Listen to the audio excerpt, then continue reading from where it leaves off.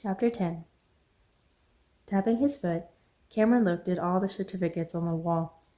It seemed Dr. Robinson was highly qualified, and Cameron was in good hands. I'm always in good hands. I'm in God's hands. The nurse had taken his vitals, and now he waited to be interrogated by the doctor. Interrogated? Cameron smiled to himself. That's something Annika would say.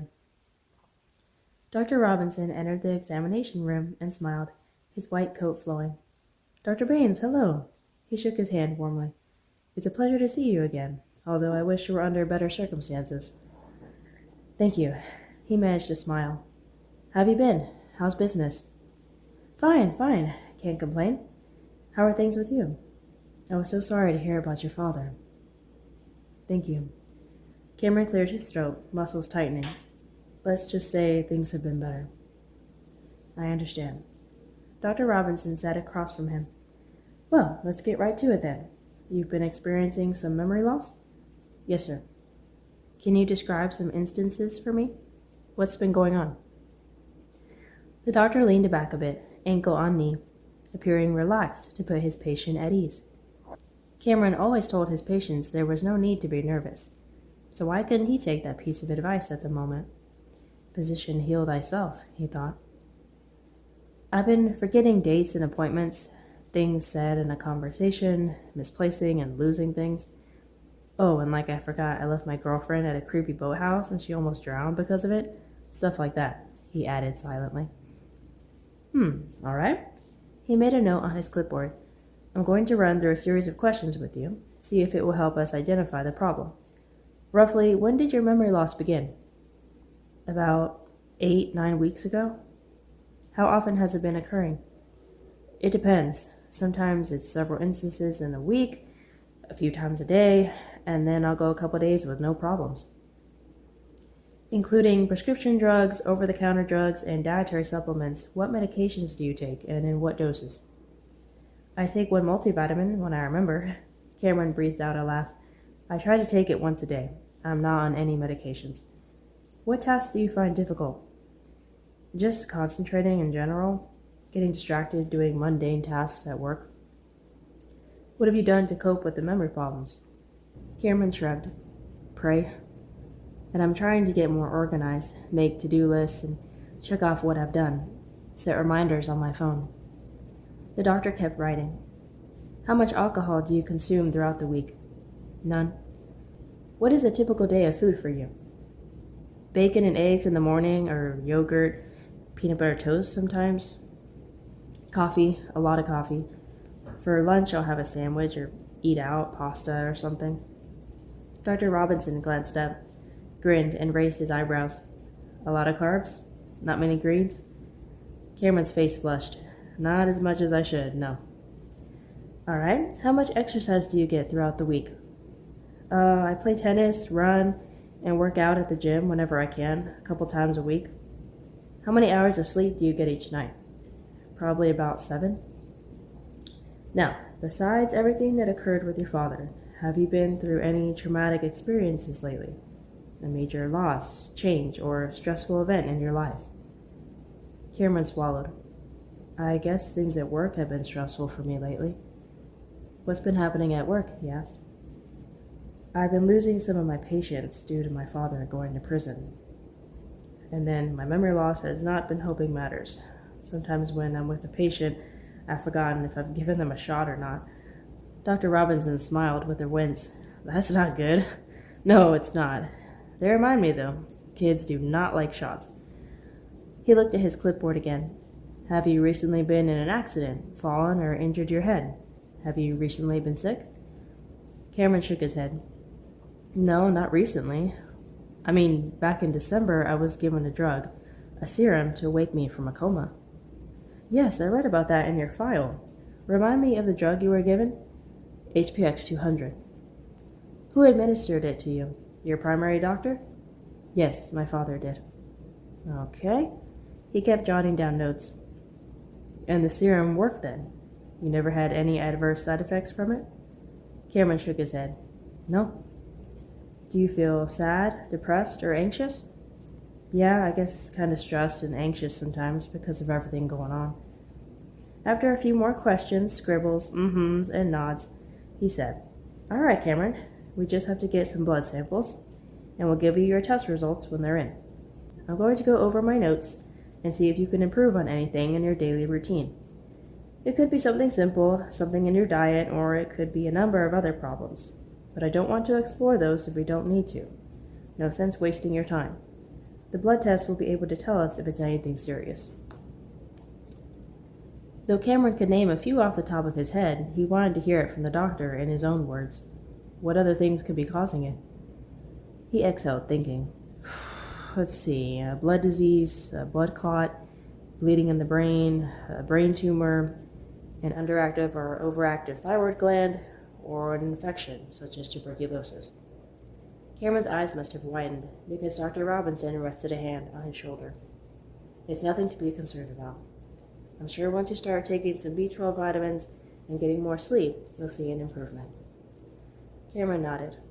He could only hope and pray. At the coffee shop, Annika redid her hair in front of the bathroom mirror. She combed a hand through the jet locks, avoiding the still sensitive bump in the back, smoothing the strands down and working them into a ponytail. It only took a few seconds, and already her arms were aching. She needed to ask Celia for a haircut, though Cameron would likely object. He loved her long hair, the longer the better, same as her dad. Tucking a few stubborn wisps behind her ear, she left the mirror and headed back to work. A few customers were in, already having been taken care of. Cameron was among them. Smiling, she tiptoed behind him and covered his eyes with her hands. "Guess who?" "The prettiest girl in Texas." "Aw." She pressed a kiss to his hair, ruffled it, and then sat across from him. He was looking handsome as always in that white and red checkered shirt. "So, how was your appointment this morning?" she asked. "It was fine. They asked me some questions, took some blood.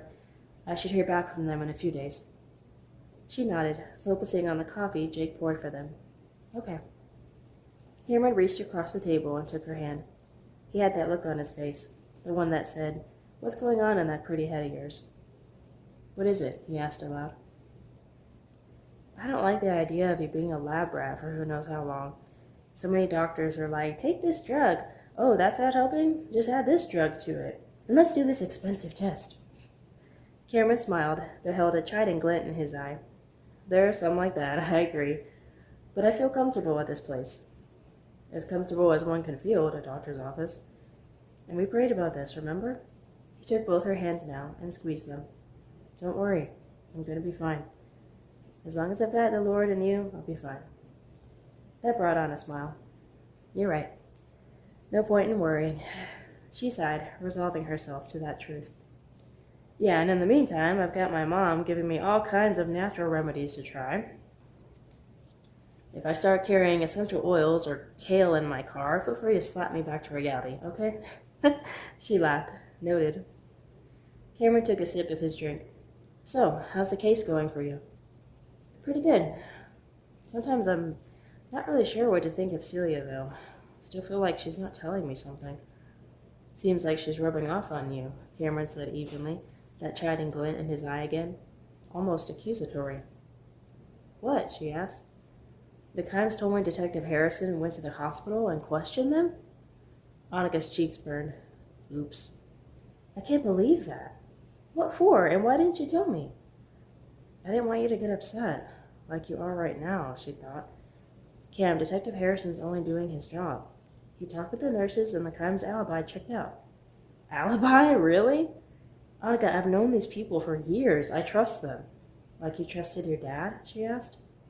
He straightened at that. Silence suffocated the meager distance between them. Annika stared at the table. Now what? What could she say? To her relief, a family walked into the shop.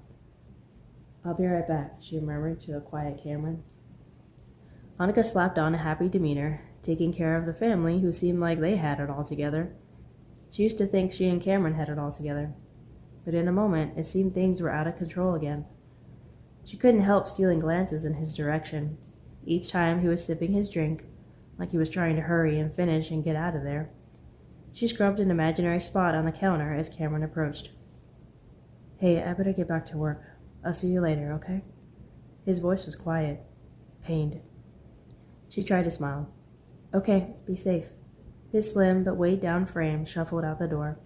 He was leaving, passing by the windows, and then he was out of sight. She stood there, fidgeting, and then practically felt her angel flapping his wings in her face. Go after him! Apologize! Rushing around the corner, dodging people, stairs, and her own insecurity, Annika yanked the door open. Cam! She jogged down the sidewalk. Cameron! By his car, he turned to her, eyes flickering with concern. What is it? Hey, She reached out her hands, and he took them. I'm sorry about what I said. About your dad. I shouldn't have. No, don't be. He sighed.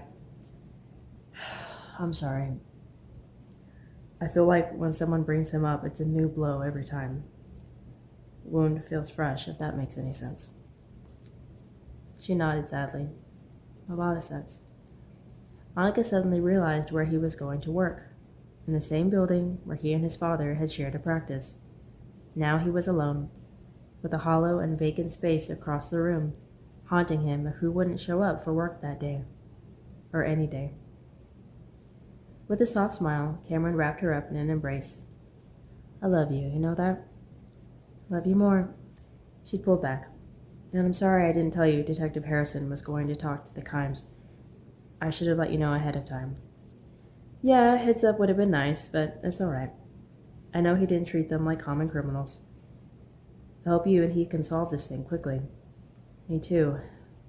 To be honest, I just hope we can solve it, period. You will, he answered. She smiled. You believe that? I believe in you.